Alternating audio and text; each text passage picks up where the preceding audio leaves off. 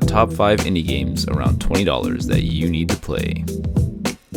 I know what you might be thinking. $20 is a bit pricey for an indie game, and in general, I might agree. But with most big blockbuster games costing at least around $70 or $80 these days, the bang for your buck at $20 is pretty impressive to say the least. Here are my top 5 indie games that you need to play that are all around or under $20.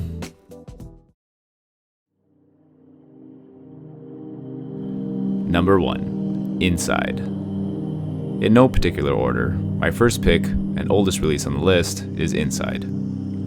Developed by the same studio that did Limbo, much like its predecessor, Inside is a puzzle platformer that puts you in the shoes of a young boy who breaks into an ominous testing facility. The puzzles are not only brain-teasing, clever, and satisfying, but also reveal more and more about Inside's world, why you might be trying to break in, and the truth about the facility itself. Much like some of my other favorite games, Inside does an incredible job telling a story without saying anything. Rather, it shows you through your gameplay what is happening in the world, and leaves you to figure it out for yourself. Being released in 2016, you can usually get Inside for about $10 on PC, PlayStation 4, Xbox One, or Nintendo Switch. Being the most accessible game of all the picks on the list, this is the only one I would recommend to almost anyone, even non-gamers, to finish. Number 2. Slay the Spire. When I first played Slay the Spire earlier this year, I wouldn't have guessed it would make this list. I'm not a huge deck builder guy, and I actually wasn't all that impressed with the graphics or animations to justify the $25 price tag. That said, this is the game I'm playing the most right now, and honestly, I'm absolutely addicted. Slay the Spire is a single-player roguelike deck builder that never asks you to play longer than you'd like to, because it saves at every turn and never has any secrets or hidden traps, because the game does a pretty good job of giving you the rules as you play. There's no tutorials, there's just gameplay and reading what's going to happen. The rest is up to you. No tricks, no traps, just you making decisions. Sometimes ones you'll cringe and hate yourself for, and sometimes ones you'll think you're an absolute genius for. If you like casual, low-commitment games, this game's for you. If you like deep, calculated turn-based strategy games, this game's also for you. If you like Hearthstone and roguelike games, then stop listening to me right now and go buy this game. You can thank me later. Slay the Spire is available on Xbox One, PlayStation 4, PC, and Nintendo Switch.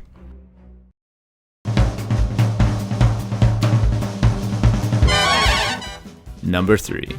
Cuphead. Oh, Cuphead. What an amazing, heart-wrenching, beautiful, savage masterpiece that will have you in tears for how difficult it is, but dumbfounded how they managed to even animate all of it in the first place. If you're into punishing but rewarding games like Dark Souls or Super Meat Boy, this one might just be your cup of tea. Get it? Cuphead? Okay, I'll stop. The gameplay requires you to learn the attack patterns of your enemies and finesse your way to victory, leaving you with an extremely low margin for error. Every twitch of your joystick matters, along with the jumps, dashes, and deflections, all while whittling down your health barless enemies. It's as intense as they get, but when you finally beat the boss you've been at for 5 hours straight, there's very few games that can give you such a high. Despite how brutal the gameplay is, it's also a marvel to look at, and so unique, you can't help but love it at first sight. Coming in at $20, Cuphead's available on Xbox One, PC, and Nintendo Switch. Sorry, PlayStation.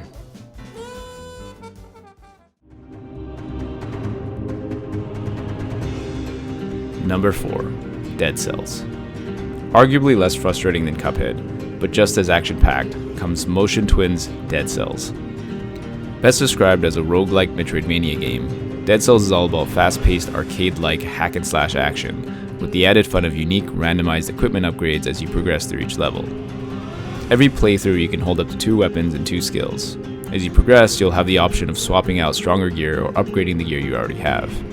There's over 50 weapons and over 30 skills in the game, and randomized stats for each piece every playthrough, so the combinations of equipment are nearly endless and rarely feel too stale.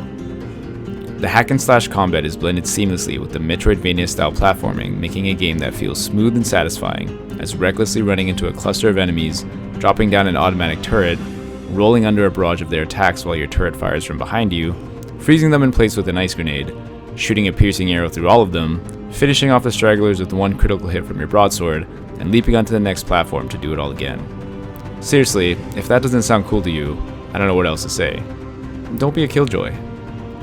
Dead Cells is available on Nintendo Switch, PlayStation 4, Xbox One, and PC for usually around $25 if you can catch it on sale.